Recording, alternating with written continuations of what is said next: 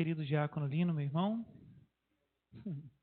Às vezes a gente só se fala um pouquinho antes da missa, depois a gente não consegue mais se ver, é um negócio, né?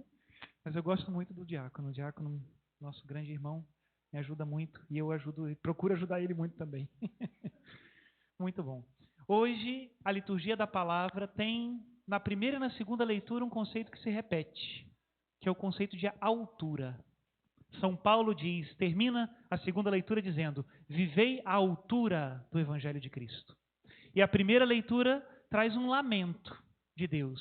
Qual é o lamento do profeta Isaías na primeira leitura? Meus pensamentos não são como os vossos pensamentos, e vossos caminhos não são como os meus caminhos, diz o Senhor. Estão os meus caminhos tão acima dos vossos caminhos, e meus pensamentos acima dos vossos pensamentos, quanto o céu está acima da terra. Mais uma vez, uma questão de altura. E é uma lamentação de Deus, não é uma simples constatação. Isso é um grande problema na nossa vida espiritual. Quando nós vemos as diferenças simplesmente como uma constatação. As coisas são assim e ponto. Problema, não é? Quem aqui tem o costume de se confessar comigo, provavelmente já escutou da minha boca alguma vez essa instrução de que eu digo que as pessoas precisam se confessar pelo menos, estourando assim o último furo da correia já, né? A cada 2 meses. Por quê, padre? O senhor tanto assim, eu confesso uma vez por ano, está muito bom, padre. Sabe por quê? Porque eu noto que depois desse tempo, a confissão é uma derrota. Você simplesmente confessa para o padre a sua derrota. Eu sou assim. As coisas são assim. É desse jeito. Esses são os meus pecados. Quase como mostrando, não sei, uma tatuagem ou uma marca no corpo. Será assim sempre. É um derrotismo. Só na assiduidade ao sacramento da reconciliação, a nossa confissão sai do derrotismo e vai para a esperança. Confesso os pecados contra os quais eu verdadeiramente luto. E esse é o sentido da reconciliação? É assim? Nosso Senhor, então, hoje, nessa leitura, não está nos dando um status quo. Meus pensamentos estão acima dos vossos e ponto. Não! Hoje, nosso Senhor está lamentando essa diferença e, ao mesmo tempo, nos convidando a subir. Nós não fomos feitos para o voo da galinha. Você sabe como é que é o voo da galinha, né? Do puleiro para o chão, é só a caída. Não! Nós fomos feitos para o voo das águias. Bater asas e ir para o alto e ver como o vê Deus. Por isso Deus continua dizendo na primeira leitura: buscai o Senhor, é esforço, buscai. Buscai o Senhor enquanto pode ser achado. Invocai-o enquanto está perto. Abandone o ímpio, seu caminho, e o homem injusto as suas maquinações. Volte para o Senhor, que terá piedade dele. Volte para o nosso Deus, que é generoso no perdão. Então volta, levanta o olhar. A gente está vendo isso já há alguns domingos. Há 2 domingos atrás nós falávamos sobre a correção fraterna. E há uma diferença muito grande entre o pensamento raso e o pensamento de Deus. Na correção fraterna, o pensamento raso pensa assim: eu tenho que prevalecer sobre o meu irmão. Tenho que ganhá-lo na disputa, ganhá-lo no debate. No final das contas, minha parede está cheia de troféus, de pessoas que eu ganhei. Esse é o pensamento raso. Tem gente, como eu dizia na homilia, que se acha mais católico pelo número de cabeças que pendura na parede. Vencer esse bispo, vencer esse padre, vencer esse irmão. Que coisa horrorosa.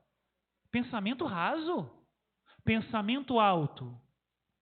A correção fraterna é para ganhar o meu irmão.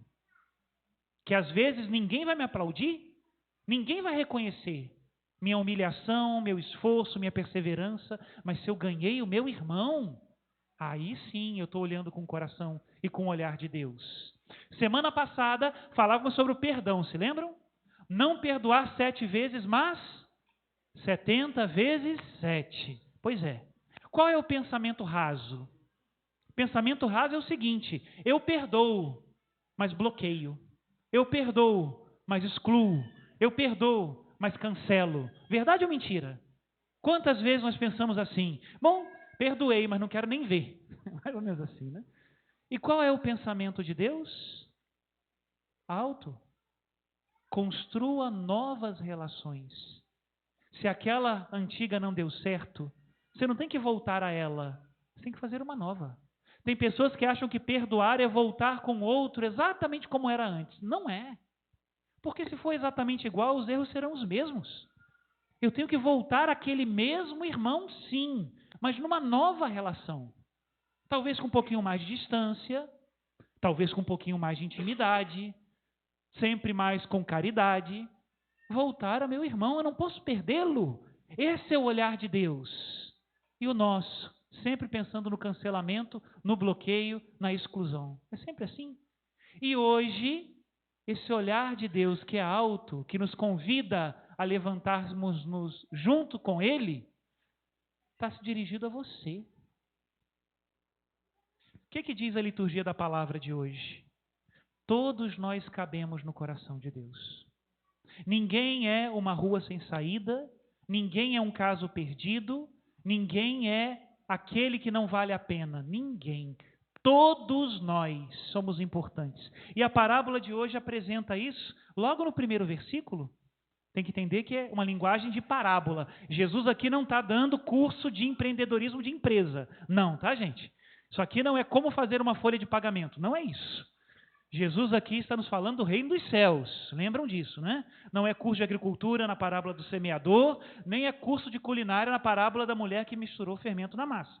Assim também hoje não é curso de empresas de folha de pagamento. Não é isso. Mas nos diz o Senhor no primeiro versículo: o reino dos céus é como a história do patrão que saiu de madrugada para contratar trabalhadores para a sua vinha. A vinha é uma cultura muito interessante, porque se a gente não colhe na hora certa, a uva se estraga no pé. Por isso o desespero do patrão de conseguir o maior número de pessoas possível para ir para a vinha, para não perder a uva. Jesus viu isso. E naquela pressa do patrão, viu o coração do Pai do céu, que madruga, que chega primeiro para nos alcançar. Se você acha que está fazendo muito, tem gente que acha, né? Que quando dá um passo para Deus está fazendo um favor, né? Se você acha que o teu passinho para Deus é grande coisa, quando você deu o primeiro passo, Ele já deu uma corrida na sua direção, já está sentado e já está te esperando. Assim é Deus, Ele madruga. Essa madrugada, né? Esse madrugar é a pressa do amor. E o amor não é só madrugar, né? O amor também é esperar. De manhã, às 9, ao meio-dia, às 3 da tarde, às 5, até o último minuto, Deus nos espera. E isso também, amor. Hoje em dia, quem é da minha geração, para trás ou para frente, não sei, vai entender melhor o que eu estou falando. O pessoal de hoje, vocês vão me entender, logicamente. O pessoal de hoje não sabe o que é esperar, gente. Na minha época, visitar a namorada era um negócio transcendental.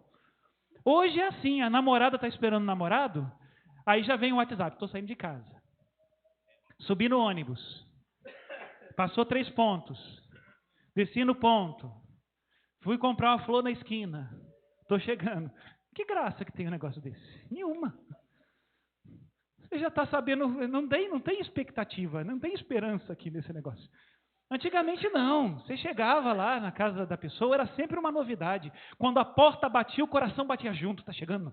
Será que é ele? O carro, será que é o dele? Né? Não sei o quê. Mais ou menos assim, né? Deus é assim conosco. Mínimo movimento, e o coração de Deus bate forte. É o meu filho voltando. Por isso que aqui não se valora, não é? O dia do trabalho pelas horas, mas pela presença. A moeda de prata ganharam todos aqueles que compareceram. Se compareceram na primeira hora ou se compareceram na última hora, pergunta para o coração do Pai se ele ficou mais ou menos feliz. Ele quer que todos estejam. Como nós precisamos mudar a nosso modo de pensar, não é? E nós ainda como os empregados invejosos do Evangelho. Ah, que maldade! Eu que madruguei junto com o patrão, ganho a mesma coisa que esse rapazinho aqui que chegou na última hora. Mas será que a gente ainda não entendeu qual é o coração de Deus? A Santíssima Virgem Maria, que no primeiro momento da sua concepção era um zigoto de um dia, né?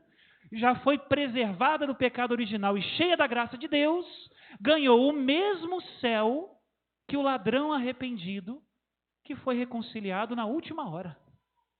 O mesmo céu de São Dimas é o mesmo céu de Nossa Senhora. E pergunta para Nossa Senhora se ela está triste com isso. De jeito nenhum.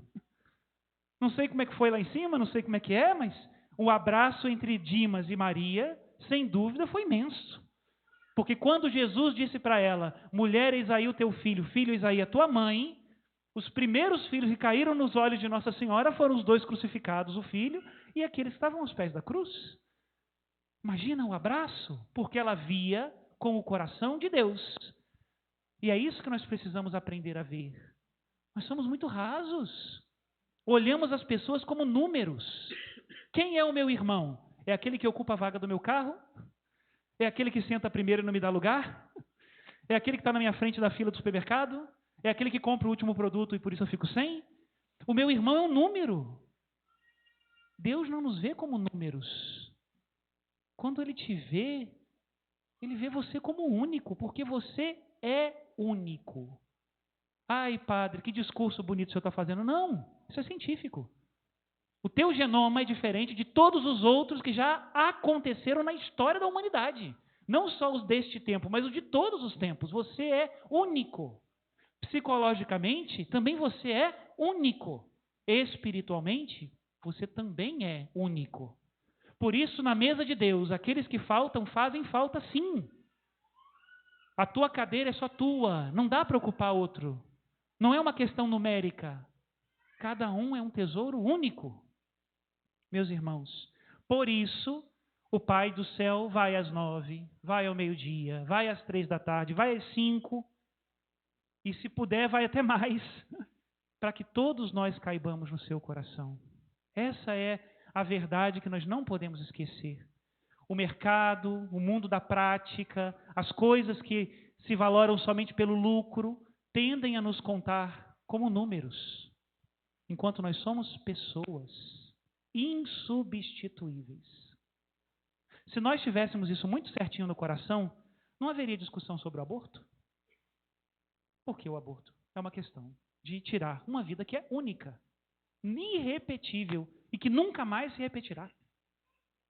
Nunca houve e nunca haverá uma pessoa como aquela. Essa é a verdade. Peçamos a Jesus que nosso pensamento seja semelhante ao de Deus, porque todos os projetos dessa terra terminam aqui. Agora, se o meu pensamento é afinado com o de Deus, esse pensamento é uma autoestrada que durará para toda a eternidade. Imparável. Até quando o amor da Virgem Maria se dirigirá a todos os homens? Para sempre. Porque o coração dela bate no mesmo compasso do coração de Deus. Até quando estará disponível para nos ajudar? Até quando? A eternidade. Porque Deus também é assim conosco. E aí nós ficamos pensando, essa pergunta me deu um pouco de tristeza, né? Será que alguém que realmente quer se ajustar à medida de Cristo, pensar como Cristo, estar à altura do Evangelho? Dá uma certa tristeza porque só de perguntar isso já é sinal de que não é normal entre nós. Que pena, deveria. Cada cristão deveria ser uma luz de Jesus, com um pensamento nas alturas, não no raso do chão. E dá tristeza também, porque quando a gente se pergunta isso, é porque nós às vezes não queremos pagar o preço, não é? São Paulo nos dá um testemunho vivo. Para mim, viver é Cristo e morrer é lucro. Uma só coisa importa: vivei à altura do Evangelho de Jesus. Às vezes, você pode se pegar pensando, e é uma tentação, de se vale a pena o seu testemunho. Parece que eu faço tão pouco, padre.